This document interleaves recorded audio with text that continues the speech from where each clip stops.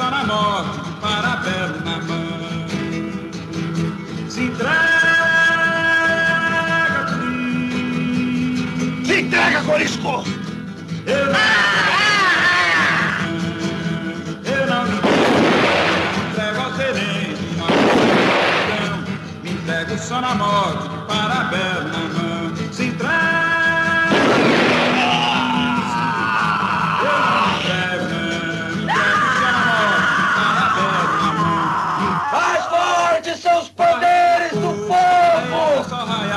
Com Nelson Pereira dos Santos se esboça um projeto de nação através do cinema, que não tinha, por uma razão muito simples. O cinema anterior a Nelson Pereira era um cinema que, primeiro, não estava preocupado com o país, era aquele cinema voltado para estúdio e para procurar imitar os Estados Unidos, que era tanto a Atlântida como a Veracruz. Eram dois grandes sistemas de estúdio, de um modo geral, aquele cinema previsível, aquele cinema das grandes loiras, dos galãs. Nelson Pereira, ele começa a romper com isso, por forte influência do neorrealismo. Então, não é à toa que o primeiro filme dele, que é Rio 40 Graus, esse filme, basicamente, ele tem uma coisa absolutamente inédita no cinema brasileiro. 90% dos protagonistas são negros. Os protagonistas iniciais são negros. Criança ou Otelo, etc. e tal. Então, assim, o protagonismo negro e, principalmente, uma ideia de favela, de morro, vem de maneira muito forte no cinema. Ô, Zeca! Olha só, 50 com a bola! Onde está o Jorge? Não sei não, dona Elvira. E hoje o dia foi uma sopa. E você? Deu um duro desgraçado e o Paulo perdeu dinheiro. De Araque, põe a grana pra fora. No duro, Paulo perdeu dinheiro. Mas ele vai ver só uma coisa, ele tem que dizer. Nelson Pereira, pelo vínculo que ele tinha com o PC e a leitura que ele fazia do neorrealismo, ele, na verdade, amadureceu inicialmente uma ideia de país e de nação. Então, a ideia do país esquecido, a ideia dos pobres, a ideia dos negros, essa coisa começou a entrar na cabeça de Nelson Pereira ali no início dos anos 50, ele era muito jovem também, e aí, quando ele faz Rio 40 Graus, ele não tinha consciência que estava criando o cinema novo. Na verdade, a consciência do cinema novo só se dará quando o próprio Nelson faz Rio Zona Norte, que é 4 anos depois. Peraí, espírito. Tem que compreender uma coisa. Você tem que sair da música. Como é que é o negócio? Eu botei o Valdemar como parceiro. Mas Você sabe como é. Ele é discotecário. Tem facilidade para trabalhar a música. Eu ia conversar com você direitinho, mas gravação daqui, sociedade dali, etc e tal, editores. Você também é compositor, sabe como é isso? eu não sei de nada não, Maurício. Só sei que o samba é meu e meu nome tem que estar aí. Eles continuam na mesma toada, essa coisa do negro, do pobre, essa coisa de procurar um país que não aparece nas telas, que não aparece na televisão, que não aparece no rádio. O rádio tinha um peso muito grande ali dos anos 50 para os anos 60, tanto a radionovela como as programações televisivas, em particular da Tupi, era uma programação que, quando o pobre aparecia, era de maneira muito pitoresca, muito exótica e tal. O cinema novo quebra com esse exotismo. Então, para mim, a primeira concepção de nação que vai ter essa esquerda é quebrar com o exotismo. O povo não é exótico, o povo não é paisagem. A classe trabalhadora não é paisagem, é motor para coisa mais séria. Tal. Agora, de fato, quem entendeu isso radicalmente foi Glauber Rocha.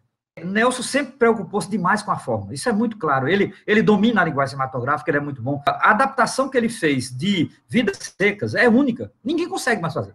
Você pode ver, eu acho que ninguém nunca mais vai ousar adaptar Vidas Secas, principalmente porque vai ter que ver o trabalho dele, e o trabalho dele é perfeito.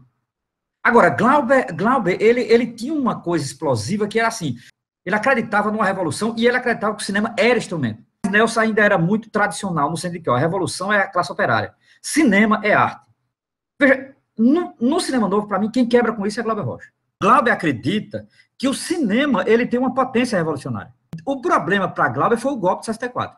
Você pode ver, por isso que não dá para entender Glauber Rocha se você não entender dois grandes filmes, que é Deus, Diabo da Terra do Sol e Terra em Trânsito. Porque o que veio antes de Deus, Diabo da Terra do Sol, eu nem vou considerar O Pátio. Eu quero considerar Barra Vento, que é um grande filme, eu gosto muito de Barra Vento. Ele pegou pela metade, mas Barra Vento já tem cinema novo. Se você quer saber como Glauber entendia a religião em 61 para 62, você vê Barra Vento e religião é alienação. É preciso vir alguém de fora, em sentido leninista, para conscientizar aqueles pescadores, que é Antônio Pitanga. Vocês arrastam ele todo dia, sabe pra quê? Pra meter dinheiro na barriga de branco. Eles estão tudo ricos nas suas costas. A minha que ninguém explora mais. Agora só trabalho por minha conta e não tenho hora marcada. Corro risco, mas sou livre como um xarel no mar. Mas só que ninguém apanha o papai. Se vocês soubessem ao menos assinar o nome, mas não adianta não, vocês são analfabetos. É pensar que o mundo é tudo na base da miséria. Quem O primeiro filme de Pitanga com Glauber Rocha, né? Pitanga bem jovem, tal, negro, e que vem de organização de luta sindical e tal, e ele percebe que aquela comunidade está muito presa, ele quer superar o que ele chama de mitos e tabus e tal. Então, esse é o primeiro Glauber. Mas veja bem, esse Glauber, obviamente, ele vai mudar. De 63 a 64, Glauber viverá uma profunda mudança, não só sobre religião, mas uma mudança profunda sobre a própria ideia de revolução. Então, entre 62 e 64, tem um Glauber que se prepara para uma ideia de revolução. Então, por isso que, para mim, Deus, o Diabo na Terra do Sol é um filme revolucionário no duplo sentido. Ele é revolucionário na forma, porque não há nada antes dele parecido. Primeiro, o Glauber radicaliza a ideia de alegoria, ele tem consciência da ideia de alegoria, ele tem consciência, e isso é muito importante, porque isso vai continuar em Glauber. Glauber, ele dialetiza alegoria e drama barroco, que é muito interessante isso em Glauber. Não há como Glauber no cinema brasileiro nesse ponto. O filme tem muito de barroco, digamos assim, as polaridades, a dimensão da religiosidade, uma certa exuberância que é própria do barroco, né?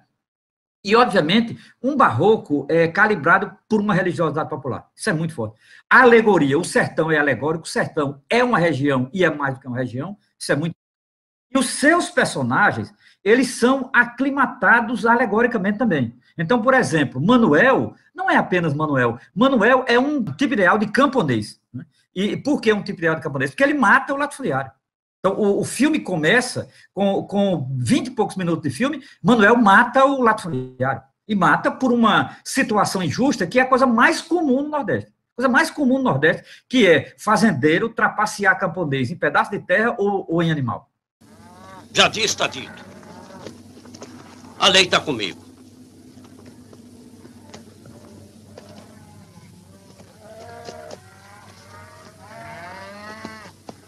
Dá licença outra vez, senhor Moraes. Mas que lei é essa? Quer discutir? Não, senhor. Só estou querendo saber que lei é essa que não protege o que é meu. Né? E ele mata ele por causa disso. E aí segue o destino dele, né? Pode ver que o destino dele é o camponês, o sertanejo camponês que aceita, depois o sertanejo que pela a tradição beata do Nordeste procura o beato, porque ele quer, na verdade, se limpar dessa morte, ao mesmo tempo ele quer assumir essa condição do pecado dele, e ao mesmo tempo ele vê no beato a saída. O beato não é qualquer um, o beato não é qualquer um. Além de ser negro, o beato é uma certa encarnação de Antônio Conselheiro, você sabe pelo discurso dele. Do outro lado de lá, deste Monte Santo, existe uma terra onde tudo é verde. Os cavalos comendo as flores e os meninos bebendo leite nas águas do rio. Os homens comem o pão feito de pedra e poeira da terra vira farinha. Tem água e comida, tem a fartura do céu e todo dia, quando o sol nasce, aparece Jesus Cristo e Virgem Maria, São Jorge e meu santo Sebastião, todo cravado e flecha no peito. E num terceiro momento, ele rompe com essa perspectiva religiosa e se torna uma espécie de cangaceiro. E vai em direção ao mar. Né? Significa dizer, levar o projeto revolucionário do sertão ao mar. E a terra é boa, não é de Deus do diabo. E a terra é boa, não é de Deus do diabo. É de Deus do diabo, é de Deus do diabo. mar aqui é a cidade, o mar aqui é urbano. Então, o filme termina prometendo a Aliança Operário-Camponês, pô. No fundo, tá a Aliança Operário-Camponês. Assim, eu digo isso com muita tranquilidade, assim, um debate sobre o caráter da Revolução Brasileira em Deus, Diabo da Terra do Sol, que não está em Barravento, mas está em Deus, Diabo. O problema todo chamou-se a ditadura de 64, o golpe de 64 e a ditadura que seguiu. Terra em Transe é o outro lado de Deus, Diabo na Terra do Sol. Glauber Rocha padece, eu e você padeceríamos se estivesse no corpo dele. Veja, Glauber Rocha tinha 24 anos, né? A gente padeceria que, assim, nós acreditamos na Revolução, nós acreditávamos no povo, nós acreditávamos no processo de concentração, nós acreditávamos no governo João Goulart, apesar das contradições desse governo, nós poderíamos ser, sei lá, de organização que rompeu com o PC, ou poderíamos estar no PC, mas uma coisa era comum, nós acreditávamos que esse país agora poderia ir para algum lugar, e que não era mais esse tal. Nós acreditávamos. Uns acreditavam em revolução, outros eram otimistas com João Goulart, outros eram pessimistas com João Goulart, porque queria o João Goulart mais radical, mas era assim, nós acreditávamos, esse país, digamos, estava fazendo o seu acerto de contas desde os anos 50. Veio a porra do golpe, ninguém disparou um tiro, não houve reação nenhuma, os militares tomaram o poder na maior tranquilidade, é a metáfora da famosa frase de Golbery Couto Silva. Cai como um castelo de cartas. Couto Silva disse, na primeira reunião ele disse, cai como um castelo de cartas, nem se preocupe. Aquele projeto revolucionário, ele não era como se pensava. Ora, Glauber Rocha percebeu isso, como muita gente percebeu, Rui Marinho percebeu, então não só foi Glauber Rocha, só que Glauber Rocha era um cineasta, e ele precisava resolver isso. A resolução disso vai estar em Terra em Transe. Terra em Transe vai estar tudo do que nós estamos discutindo aqui, só que potencializado com um certo pessimismo. Terra em Transe vai estar o debate do populismo, vai estar o debate... As alegorias de Deus e o Diabo voltam, só que voltam numa chave urbana e, digamos assim, com um gosto de derrota. Cara, o personagem, Paulo Martins, vivido belíssimamente por Jardel Filho, que é um comunista, a crise dele é a crise da esquerda brasileira. A crise de Sara, que é a personagem que eu acho uma das mais bem construídas personagens de Glauber Rocha, que faz um dos mais belos discursos da história do cinema que eu conheço. O que sabe você das ambições? Eu queria me casar, ter filhos, como qualquer outra mulher. Eu fui lançada no coração do meu tempo. Eu levantei nas praças meu primeiro cartaz. Eles vieram, fizeram fogo. Amigos morreram. Me prenderam. Me deixaram muitos dias numa cela imunda, com ratos mortos. Me deram choques elétricos. Me seviciaram. E me libertaram. Com as marcas. E mesmo assim eu levei meu segundo, terceiro e sempre cartazes e panfletos. E nunca por orgulho. Era uma coisa maior. Em nome da lógica dos meus sentimentos. E se for as ambições normais de uma mulher normal? De que outra ambição posso falar que não seja de felicidade? Entre pessoas solidárias e felizes.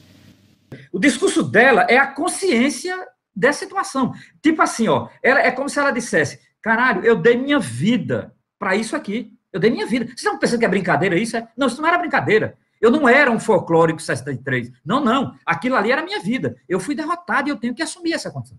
Pô, que discurso dialético extraordinário. E que consciência desse país.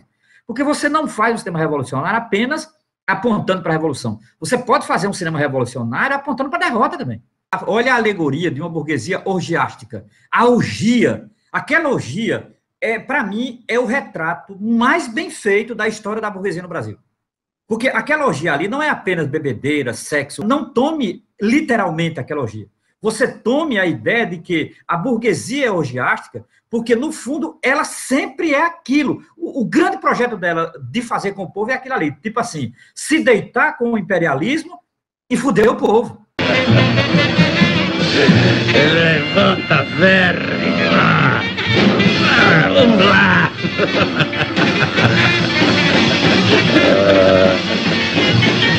Eis a imagem de um homem destruído. Um equívoco. Tome, gênio, sustenta essa ruína. Vai!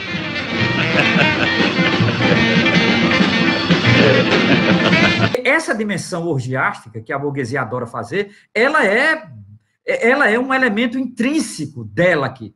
O último grande trabalho de Florestan, a ideia de revolução burguesa, já traz isso. A coisa da derrota total, O sentimento era esse. Por isso que ele é um filme importante. Ele leva a sério a derrota entre Deus, o Diabo e Terra em Transe, a esse acontecimento que faz com que sejam dois filmes paradigmáticos. O Dragão da Maldade contra o Santo Guerreiro, que é após Terra em Transe, ele é a reescrição do debate em outra chave. Não é à toa que esse filme foi o filme mais popular de Glauber. Popular. Né? Ele é a retomada porque, inclusive, um dos personagens vai estar lá. E vai se repetir, que é o Antônio da Morte, que está em 64, vai estar em 69. Ele é mais musical, ele é mais aberto, ele é menos fechado, como o Deus, Diabo na Terra do Sol, mas, ao mesmo tempo, ele volta ao campo, e ali é o seguinte, a presença de Antônio das Mortes é como se fosse assim, Antônio das Mortes veio para cumprir aquilo que não foi realizado em 64. Doutor,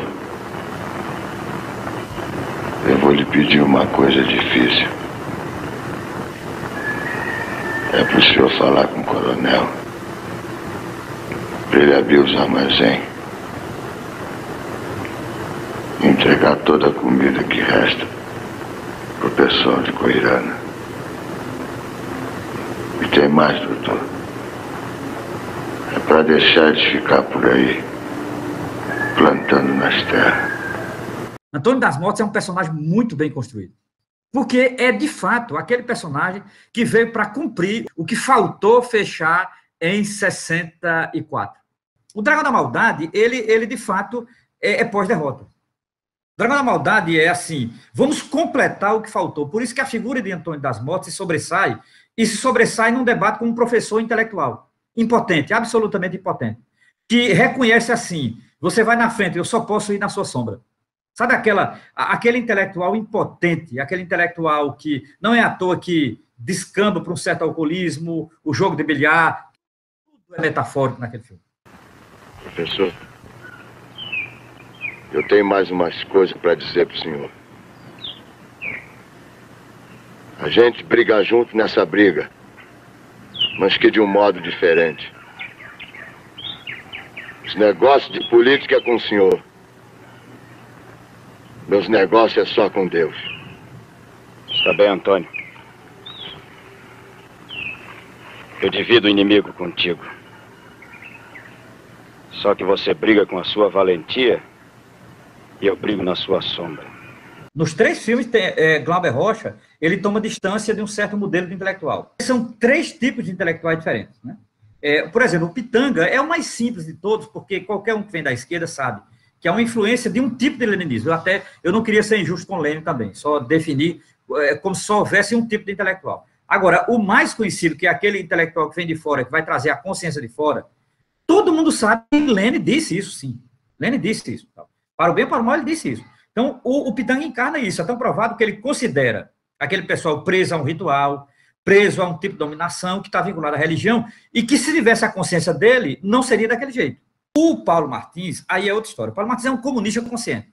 Porque Pitanga, na verdade, é aquele intelectual que vem de uma luta social da cidade, então, mas ele não tem a formação intelectual que o Paulo Martins tem. Paulo Martins é jornalista. Paulo Martins é um jornalista que sabe, que vive dilacerado pelas contradições do jornalismo, que é assim, eu tenho que sobreviver, eu tenho que ganhar alguma coisa e eu tenho que trabalhar. E trabalhar significa dizer, quem é que detém os meios? São eles. E eu tenho que estar com eles. Então, ele é um dilacerado. Então, ele é, diferente de Pitanga, que tem orientação, Paulo Martins é um intelectual dilacerado. Depois de 64, todo intelectual será dilacerado. Quem primeiro apontou para isso foi Paulo César Sarraceno no filme O Desafio. O filme Desafio é o primeiro filme sobre a ditadura militar, que é de 65, e que tem como protagonista nada mais nada menos que Oduvaldo Viana Filho. Oduvaldo Viana Filho faz exatamente esse intelectual de classe média, jornalista, que foi derrotado pela ditadura. O filme inteiro é ele se lamentando. O filme inteiro é ele se lamentando. Onde vamos? Não sei, onde é que você quer ir? Acho que hoje não era um dia bom para estarmos juntos. Por que o dia era tão bonito? Não é o dia. É você. Você não fez nenhum comentário do que leu. E pareceu que tinha tanta ligação com a gente. Tinha tanto sentido. Acho que você está exagerando em tempo da Revolução. Às vezes penso até que você já está cansado de mim. Não é isso, Ana. Meu sentimento por você continua o mesmo. Eu que estou diferente. Pois é. Mas não da maneira que você está pensando. Estou me sentindo sem perspectiva. Por que sem perspectiva? Não é? O desafio, Paulo César Sarraceni. Glauber, para mim, Glauber retoma em outra chave o intelectual de Paulo César Sarraceni na figura de Paulo Martins. Paulo Martins radicaliza o dilaceramento. Porque Paulo Martins chega um momento em que a saída é, de fato, a luta armada. Ele aponta para a possibilidade da luta armada, sabendo que ela já pode ser uma tragédia. Né? E esse intelectual é um intelectual que convive com esses setores da burguesia. Significa dizer, são aqueles intelectuais que conviveram com João Goulart e, consequentemente, tudo que foi as contradições do governo de João Goulart. Não é? Porque o filme, Glauber, quer ser a consciência de João Goulart. Então, eu diria que o personagem de Paulo Martins, ele é o intelectual dilacerado porque é depois do golpe. E o terceiro é o impotente. O terceiro é o impotente, que é o professor, né?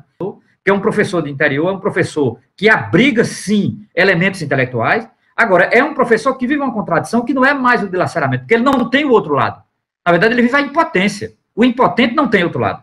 O impotente vive a impossibilidade de agir nele mesmo. Por isso que ele diz a frase célebre: você vai na frente, eu vou na sua sombra.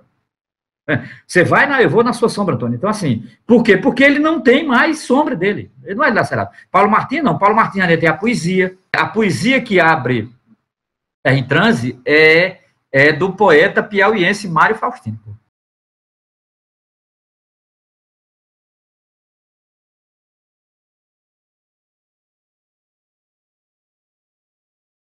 Que, de fato, é meio que epígrafe para o Paulo Martins, né, tal, que fala desse dilaceramento. Né? Eu acho que os três formam, de fato, um tipo de trilogia. Não que Glauber tivesse consciência disso, porque eles foram saindo de Glauber a partir da situação. Agora, hoje nós podemos dizer que ele forma um tipo de trilogia, né? Deus, o Diabo, Em Transe e o Dragão. Mas, Antônio, eu trouxe você para aqui para você me fazer um pedido desse. Você já pensou no que está me pedindo? Depois que eu vi aquela gente de perto, eu senti uma coisa como nunca senti na vida. E o coração tem coisas que não se explica, doutor. A comida do armazém é para vender. E as terras são propriedade do coronel. Deus fez o mundo e o diabo arame farpado. Se o coronel pecou, ele tem de pagar. O senhor não pode tirar o que é meu. Tá me chamando de ladrão?